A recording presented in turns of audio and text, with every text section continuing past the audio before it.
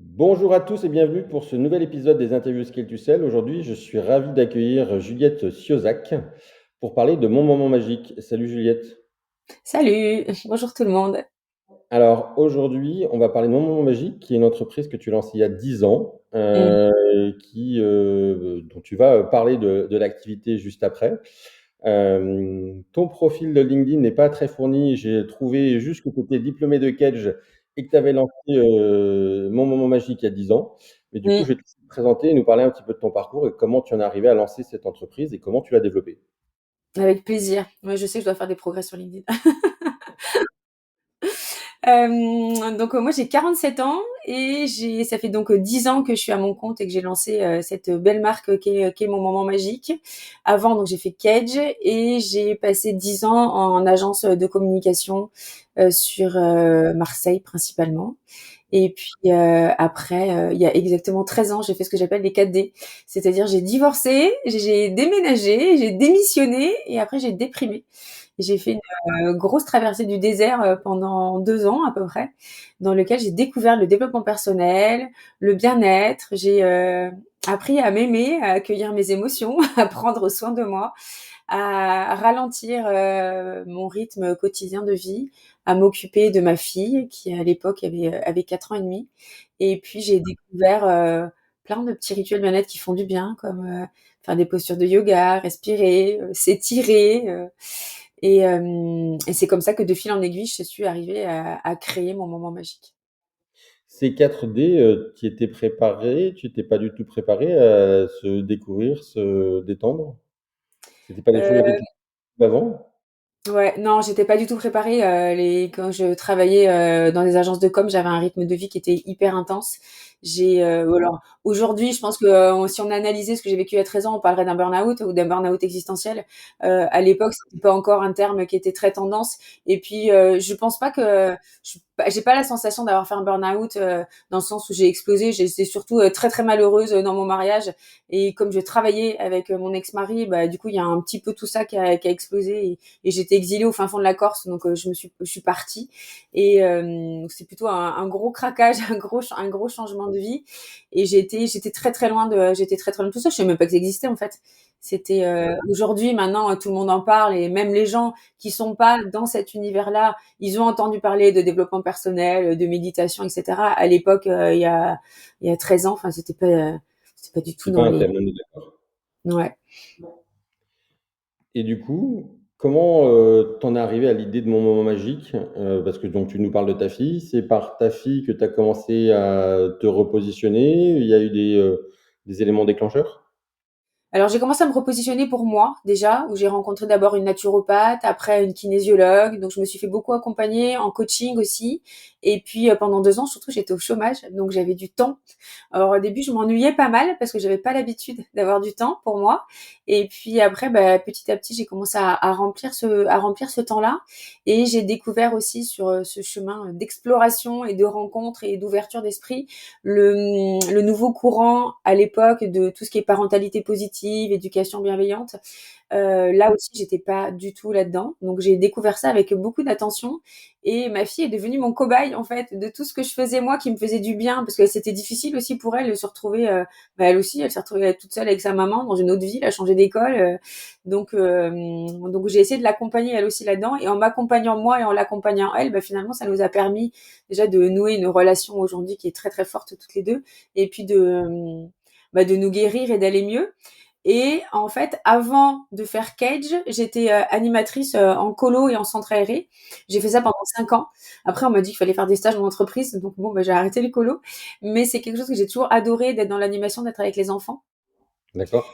Et après, c'est comme si à un moment, si tu veux, il y a toutes les pièces du puzzle qui se sont assemblées, ou de l'expérience d'animation pour les enfants, et puis tout ce que à quel j'étais spécialisation marketing, communication.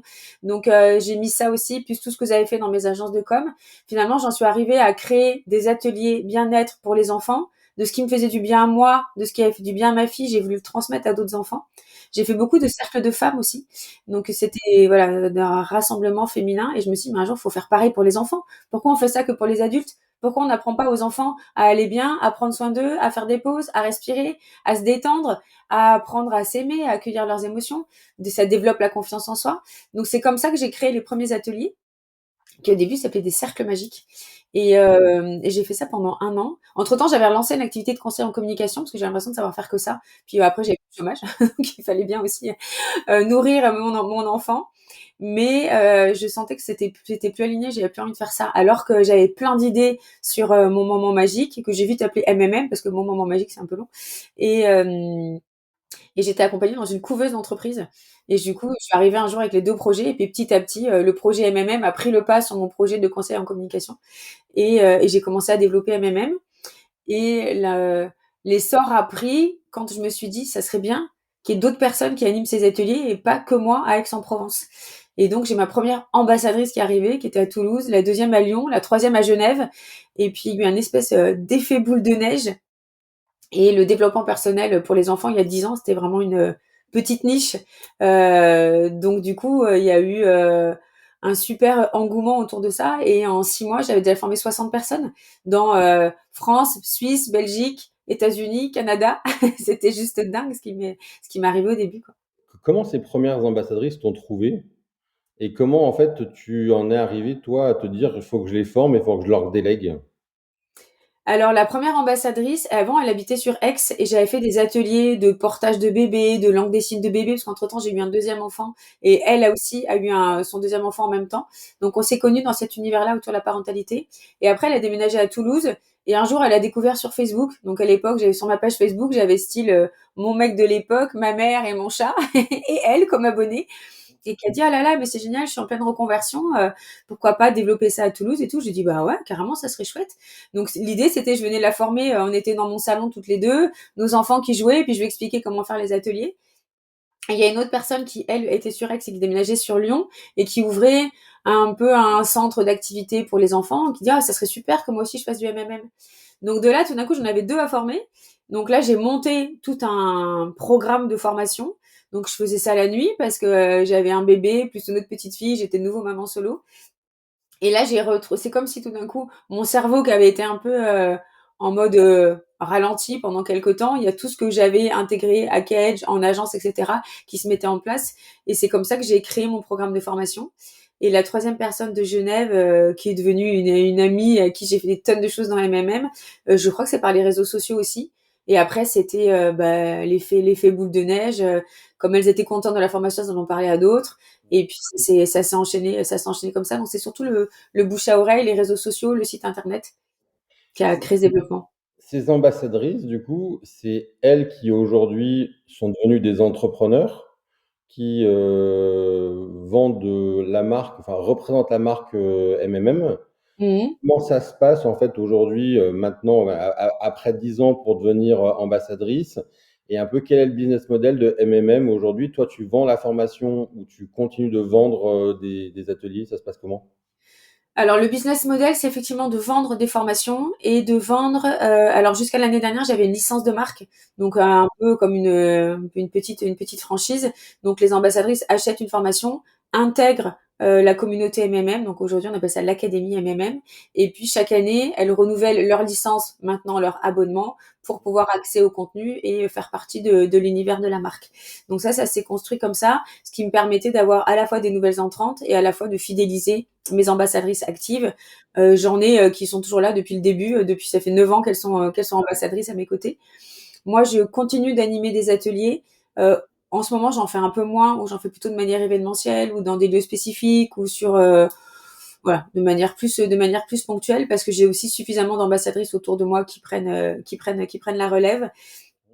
Et je développe aussi ce que je rajoute là depuis, on va dire depuis 2-3 ans, mais principalement depuis l'année dernière et cette année, c'est toute une partie où moi j'anime surtout des ateliers dans les entreprises et ou dans des événements où je vais prendre, par exemple, avant un discours, je vais prendre le micro et faire un petit rituel pour recentrer tout le monde et que les gens puissent après écouter les discours des élus ou des présidents d'entreprise pour pouvoir faire des animations un petit peu différentes. Ça, j'aime bien.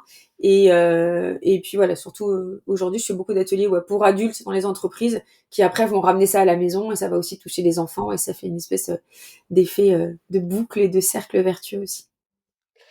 Comment on s'assure, quand on a justement une communauté comme toi, que les prestations sont toujours au niveau, et qu'il y a le même niveau d'information et de formation chez chacune de tes ambassadrices? Alors le niveau d'information d'abord, c'est, d'avoir fait de la com, ça m'aide parce que du coup, je fais pas mal de com, interne. Je n'ai pas toujours toutes les ambassadrices qui sont au courant de tout.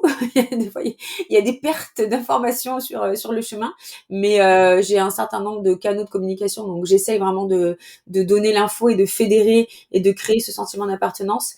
Chaque année, j'anime une convention aussi, pour qu'on puisse, parce que tout le monde est un peu éparpillé aujourd'hui. Enfin, il y a 1000 ambassadrices qui ont été formées, il y a 32 ou 33 pays, je sais plus. Donc du coup, chacune est un petit peu éparpillée. Donc voilà, pour rassembler et fédérer à la fois en distanciel et également en vrai. Donc ça, c'est pour l'information. Toute la partie formation, il y a des mises à jour régulièrement des contenus de formation. Donc je les invite aussi à, voilà, à se tenir au courant, à se former régulièrement. Il y a toujours des nouvelles spécialisations qui sortent pour des nouveaux types de publics. Là, on sort pour les babies, on sort des ateliers dans les écoles, dans les classes avec les enseignants. Donc toujours aussi se renouveler. Et pour m'assurer de la qualité sur le terrain, je travaille beaucoup avec la confiance. Et toutes les ambassadrices qui viennent à moi, elles ont toutes été sélectionnées à partir de critères bien précis. Je vois passer les différents posts qu'elles font sur les réseaux sociaux. Donc je vois les photos, je vois à quoi ressemblent leurs ateliers, je vois ce qu'elles racontent de l'atelier. Et puis on a aussi un espace de partage en interne où elles vont aussi raconter leur retour d'expérience quand elles ont animé un atelier. Donc du coup, on a de la communication. Après, j'ai pas un contrôle évidemment sur tous les ateliers, mais je pars du principe qu'elles font bien les choses et que si jamais je touche du bois, j'ai jamais eu aucun retour d'une maman qui m'aurait dit oh là là cet atelier, cette ambassadrice, elle était pourrie. Donc jusqu'à présent, j'ai beaucoup de chance, j'ai des ambassadrices qui sont professionnelles et impliquées et qui font bien les choses.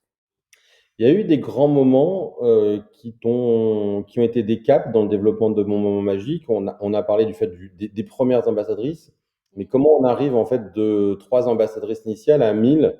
Est-ce qu'il y a des paliers que tu as dû passer et comment tu les as passés? Alors, il y a un premier palier que j'ai passé, c'était en 2018, où j'ai eu un article dans le Figaro Madame. Et du coup, là, ça a ouvert plein de portes aussi, plein de personnes qui ont découvert MMM et qui, du coup, ont candidaté aussi pour être ambassadrice. Ça, c'était le premier palier qui m'a vraiment marqué, puis j'étais fière en plus d'être dans le Figaro. Le deuxième palier, ça a été l'époque du Covid, où j'ai eu très peur en disant si on peut plus rien faire, comment on va faire pour nos ateliers. Du coup, très vite, j'ai rebondi, j'ai proposé plein de choses en ligne. Donc, on avait 3 ateliers par jour, où on accueillait 100 familles à chaque fois. Moi, j'ai fini à la fin du confinement, moi j'étais en PLS, j'étais en burn-out, tellement j'ai travaillé. Et puis tout était gratuit. Moi, j'avais besoin de donner, j'étais touchée par tous ces enfants qui étaient enfermés chez eux, qui s'ennuyaient, ses parents qui étaient en perdition et tout. Donc, pendant que les gens visitaient le château de Versailles en 3D, moi, j'offrais des ateliers à la terre entière. Mais du coup, ça m'a donné une énorme visibilité. Et après le Covid, il y a eu un vrai cap aussi pour MMM.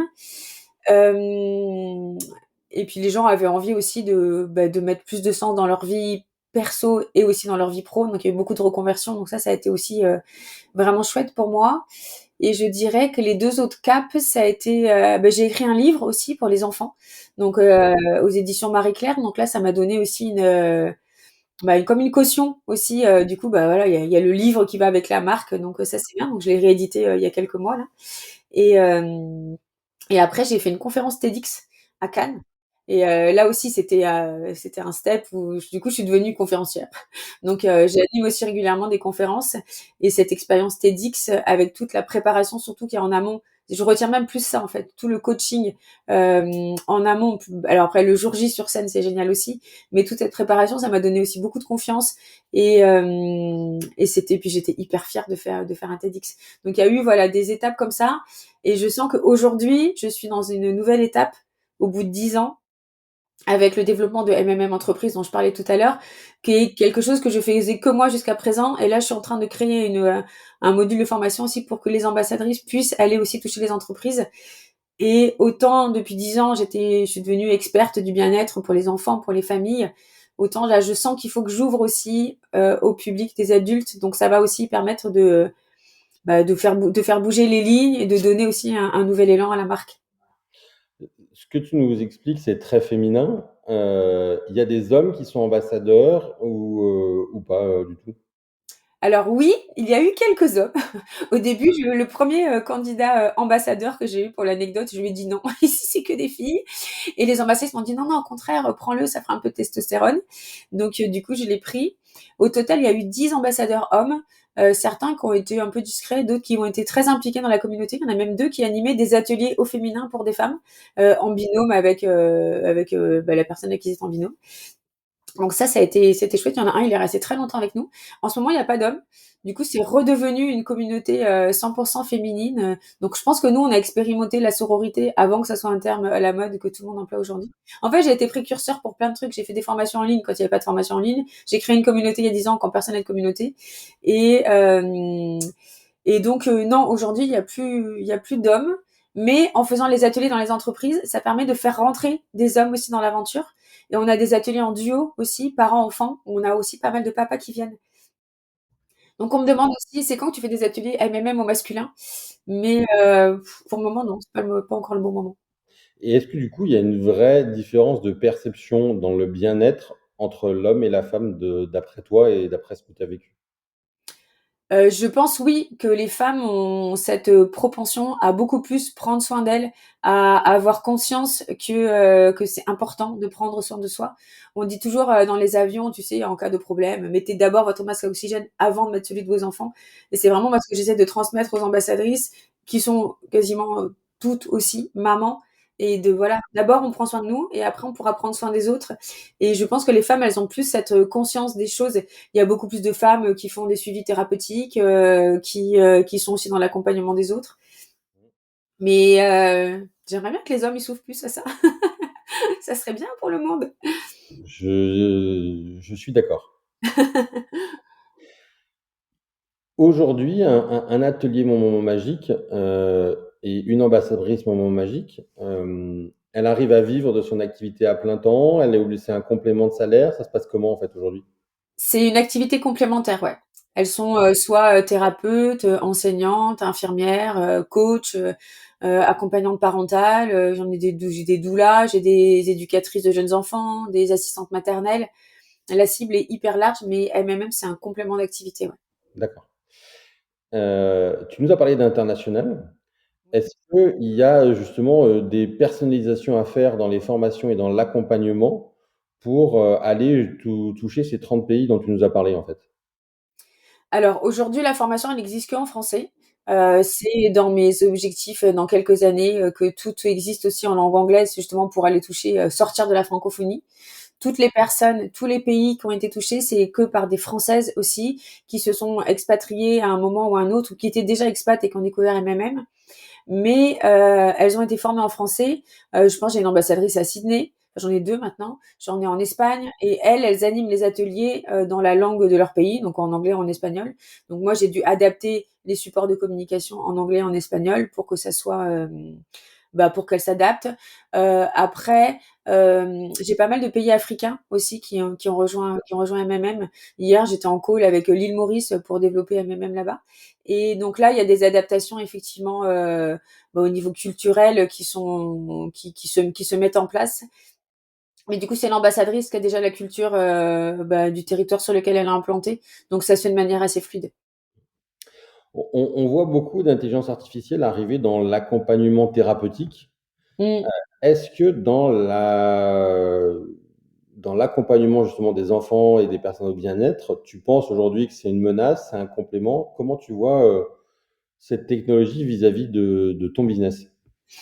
Alors déjà, je suis pas très branchée IA, moi. Moi, je travaille encore avec des cahiers, c'est comme ça. Là, j'ai refait toute ma formation, par exemple, tous les X années. Donc là, c'était au bout de 5 ans. J'ai fait la version 3 de ma formation pour les ambassadrices et je me suis attachée à la faire sans IA. C'est important pour moi que ça sorte de mon cerveau, de l'expérience terrain des ambassadrices, de toute l'expertise qui a été acquise sur le marché depuis 10 ans. J'ai pas voulu faire appel à l'IA pour concevoir cette formation. Euh, Après, je pense que ça peut être soutenant. J'ai quand même installé ChatGPT il y a pas très longtemps sur mon ordi, en me disant enfin, que je sache un peu de quoi ça parle.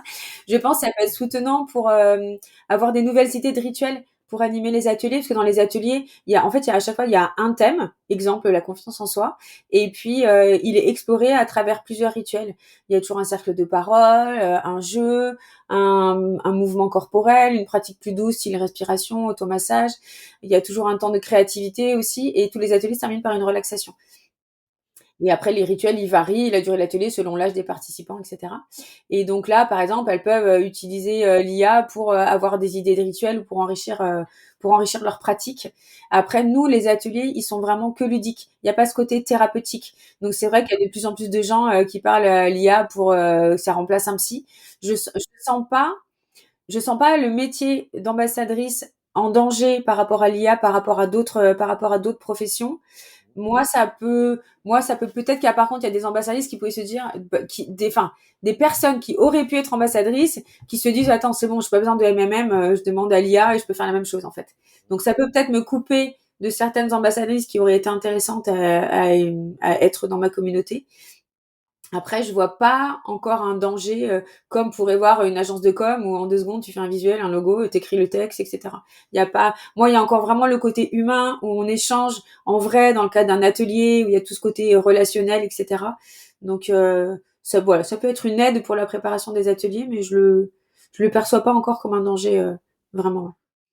Ce côté relationnel humain, c'est un peu ce qui t'a permis de te soigner de ce fameux burn-out existentiel?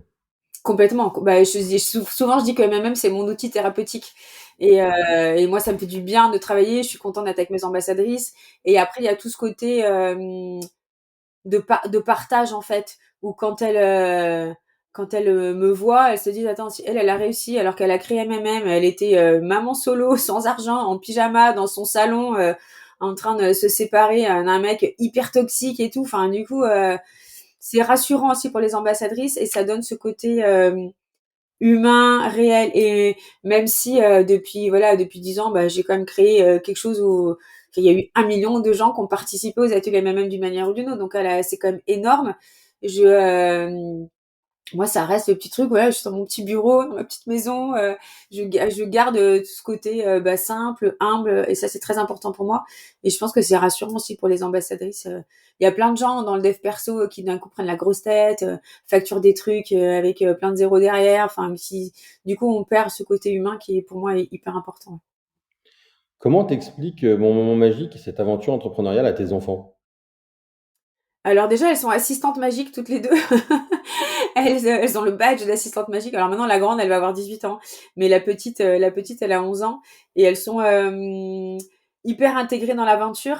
Quand MMM est née, bah, la petite, elle était née 3 mois avant, et la grande, elle avait 7 ans, donc elle participait à tous les ateliers. Quand au début, j'envoyais les contrats de licence de marque aux ambassades dans des enveloppes, donc la grande, elle décorait les enveloppes, elle écrivait les adresses. Enfin voilà, elles sont hyper j'ai créé tout un shop aussi avec plein de produits dérivés autour de la marque, donc elles m'aident à faire les colis. Elles sont impliquées dans l'aventure.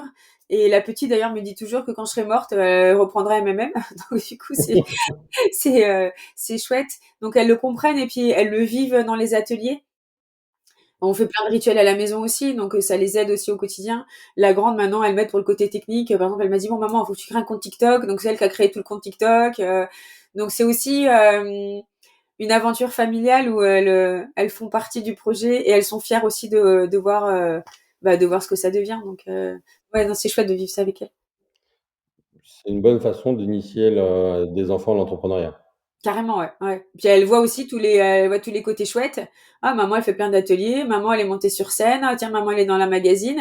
Et en même temps, elle voit aussi que maman, elle travaille le soir, que maman, des fois, elle galère, que maman, des fois, elle est déçue, que des fois, c'est compliqué, que ça peut être stressant. Donc, elles ont aussi les deux côtés. Et je trouve ça riche aussi de leur partager ça.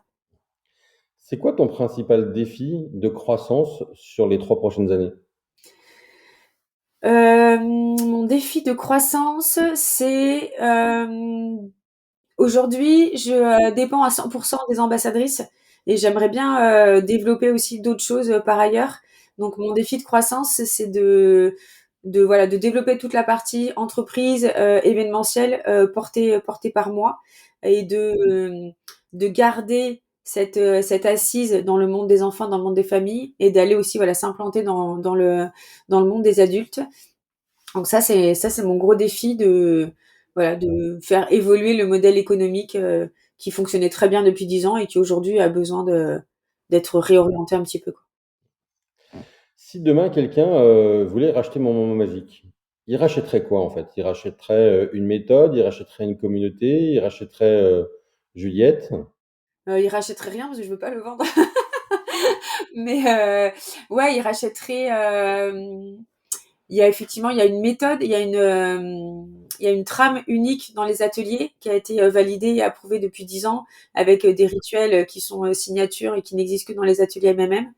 Effectivement, bah, ils rachèteraient aussi une communauté d'ambassadrices engagées, impliquées dans leur activité. Et après, qu'est-ce qu'ils rachèteraient? Bah non, moi, je peux pas vendre. Je sais pas, il y a plein de fois, il y a des gens qui m'ont posé la question, mais en fait, non, c'est pour moi, c'est mon truc en fait. Donc je me verrais pas quelqu'un. Ou alors voilà, mes filles qui pourraient le reprendre, mais je me verrais pas que quelqu'un d'autre. Je sais pas si quelqu'un d'autre pourrait faire du MMM en fait. Et du coup, qu'est-ce que tu as mis en place pour que l'entreprise dépende pas vraiment de toi? Alors j'ai une collaboratrice extraordinaire qui était la 37e ambassadrice que j'ai formée, qui travaille avec moi depuis 9 ans, qui veille sur les ambassadrices, qui fait toute la gestion interne de la communauté et qui me soutient sur tous les projets aussi. Donc c'est grâce à elle que ça ne dépend pas que de moi.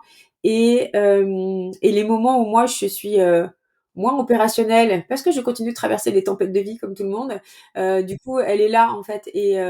Donc on a vraiment un super binôme tous les deux et puis on est devenus très amis aussi dans la vraie vie au fil du temps. Donc c'est ce qui permet que MMM ne dépende pas de moi et elle a toujours un regard extérieur qui est pertinent, qui elle a le recul que des fois moi je n'ai pas. Donc ça permet d'avoir cet équilibre. Après c'est un gros travail aussi pour moi de scinder. Alors j'y arrive maintenant, mais avant c'était plus compliqué de scinder sur le plan énergétique Juliette et MMM. En gros, si Juliette va super bien, MMM va super bien. Et si Juliette elle est un peu en cata, bah du coup MMM devient un peu en cata. Donc c'était d'arriver voilà à faire la séparation. Aujourd'hui, ça commence à se mettre en place de manière concrète, mais ça a été difficile de scinder les deux. Ouais. Je comprends. Je termine toujours ces interviews par un petit quiz, improbable, mais avant de passer sur sur ce quiz, je pose toujours la question de: est-ce qu'il y a une question à laquelle, tu aurais aimé répondre et que je ne t'ai pas posée? Non, non. Le truc dont on n'a pas parlé, c'est j'ai créé aussi une association pour les enfants malades à l'hôpital. Et ça, c'est important pour moi aussi d'avoir ce côté bah voilà, caritatif, élan du cœur. Ma deuxième fille, on a beaucoup fréquenté les hôpitaux, donc j'ai eu besoin à un moment de transformer ça aussi. Et je trouve ça bien, voilà, d'offrir des rituels bien-être à des enfants qui vont bien ou qui vont plus ou moins bien, c'est super. Mais d'offrir ça à des enfants qui vont pas bien et qui en ont vraiment besoin, ça c'est un projet qui me tient à cœur. Donc j'ai je sais plus, j'ai à peu près 80 animatrices aussi qui sont formées pour intervenir dans les hôpitaux. Et ça c'est quelque chose qui me nourrit aussi profondément. Et les quelques ateliers que je fais, les ateliers à l'hôpital en font partie. D'accord. Et aujourd'hui, question que bête que j'ai pas posée, c'est participer à un comment on fait pour participer à un atelier, Mon Moment Magique? Alors, on va sur le site monmomentmagique.com et il y a un petit bouton qui s'appelle Trouver votre ambassadrice. Et donc, la géolocalisation, simplement, on rentre son département et puis on voit les ambassadrices qui sont autour de nous et on les contacte pour avoir les dates de leurs prochains ateliers. OK. Mais écoute, merci pour, tout ce témoignage, je trouve qu'il fait beaucoup de sens. On va passer les petites questions improbables. Tu as le droit à un joker, c'est Ok. le la Ah, j'aime bien les challenges comme ça. est-ce que tu es plutôt thé ou café?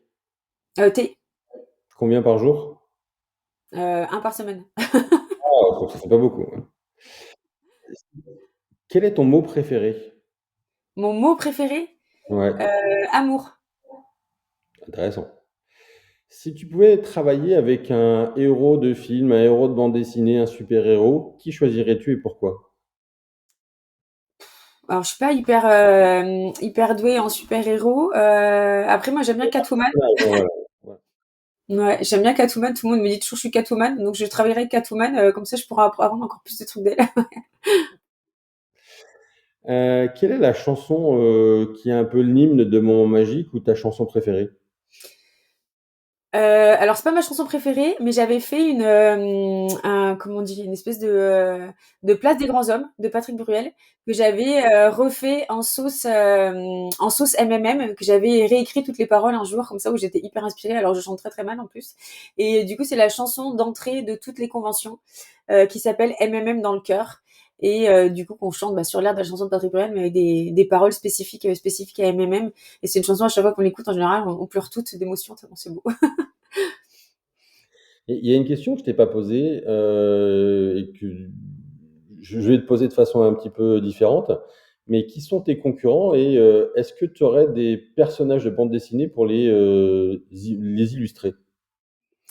Alors, j'ai pas de concurrent direct dans le sens où il y a personne qui fait ce que je fais. Euh, Après, j'ai plein de petites concurrentes qui se disent qu'elles peuvent faire du MMM à leur sauce, mais c'est plus finalement des concurrentes entre guillemets de mes ambassadrices en local. Et au final, au début, c'était difficile pour moi quand je voyais des gens, parce qu'il y a beaucoup de gens qui font du copier-coller sans aucune éthique, sans aucun respect du travail accompli. Au début, c'était difficile pour moi. Et maintenant, j'ai pris de la hauteur par rapport à ça et je me dis que c'est autant d'enfants qui peuvent, autant de familles qui peuvent aussi accéder à mettre du bien-être dans leur vie. Donc c'est devenu ok pour moi. Et les autres, finalement, celles qui seraient mes concurrentes, c'est des personnes qui forment aussi des ambassadrices entre guillemets pour différentes disciplines. Alors ça peut être les huiles essentielles, ça peut être l'éducation au cycle menstruel, ça peut être des formations en consultante parentale. Donc c'est plus j'ai pas de concurrentes qui font des ateliers bien-être avec plein de rituels bien-être comme je fais moi. Mais par contre, après, une ambassadrice pourrait hésiter entre deux formations qui seraient deux compléments d'activités différents. C'est plus ça ma concurrence. Après, je sais pas du tout quel personnage je pourrais leur mettre. Quel est le plat le plus bizarre que tu aies mangé pendant un déjeuner d'affaires? Oh euh, je sais pas, j'aime rien en plus. Hein. Moi, je suis végétarienne, je mange pas de gluten et tout. Donc les déjeuners d'affaires, c'est l'enfer. Il faut pas m'inviter à manger, moi. Je préfère faire l'apéro, moi, c'est plus simple. Il n'y a pas de gluten dans certains alcools. Euh, Ouais. euh, Est-ce qu'il y a une mascotte pour mon moment magique? Oui, on a des petits nuages. Tiens, il y en a plein derrière moi sur ma chaîne et on a des petits nuages comme ça. Et alors ça c'est des petits, mais on a des plus gros. Et c'est le bâton de parole en fait. Et du coup, quand on est dans les cercles, on se passe le nuage et c'est celui qui a le nuage qui parle. Et celui qui a pas le nuage, il écoute celui qui a le nuage. Donc chaque ambassadrice a son nuage comme ça. Et elle soit le fabrique, soit elle l'achète dans mon shop. Donc la mascotte c'est le nuage. Si tu pouvais voyager dans le temps, est-ce qu'il y a une période différente à laquelle tu aurais aimé entreprendre? Non, parce que je pense qu'avant j'étais pas prête. Mais quand j'étais dans mes agences de com, j'étais quand même associée, donc du coup j'avais aussi, on va dire quelques peut-être prémices du côté entrepreneuse. Quand j'étais directrice de l'agence, donc du coup j'avais aussi un champ d'action qui était sympa. Mais mais non, j'étais pas prête en fait. Mais même quand j'ai dû quitter la couveuse parce que j'avais passé mon temps dans la couveuse, elle me disait crée ta société. Je disais mais non, je suis bien dans la couveuse, je peux rester avec vous encore un peu. Donc je pense que les choses se sont fait au bon moment. D'accord. Est-ce que tu es plutôt lundi matin ou vendredi soir?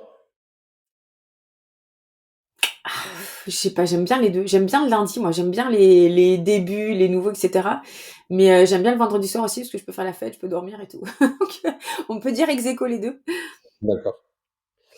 Et dernière question, quelle est la chose la plus étrange que tu aies dans ton bureau? J'ai tellement de trucs étranges dans mon bureau. Euh, je sais pas, j'ai, alors en vrai que j'ai des boules à neige, tu vois. J'ai de quoi faire des bulles. Qu'est-ce que j'ai? Ah, j'ai des baguettes magiques aussi. Qui font des petits clochers comme ça.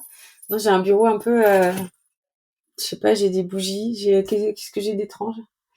Je fais le tour en même temps. Non, C'est j'ai bien, plein de petits gris-gris, tu vois, j'ai un petit chat. c'est intéressant. Ouais, je me suis fait tout un univers. Si, j'ai un bébé marron aussi que m'a offert ma fille. Qu'est-ce qu'on Si des auditeurs souhaitent te contacter, soit pour un moment magique en entreprise, soit pour un moment magique, quel est le meilleur canal pour venir à toi? LinkedIn? LinkedIn ou après ouais, les réseaux sociaux sur Facebook, sur Insta, ou après de m'envoyer un mail directement à juliette@monmomentmagique.com. Écoute Juliette, merci beaucoup pour ton temps Merci à et toi, j'espère qu'on aura l'occasion de se recroiser bientôt. avec grand plaisir. Merci, bonne journée à tout le monde. Bonne journée à tous. Au revoir.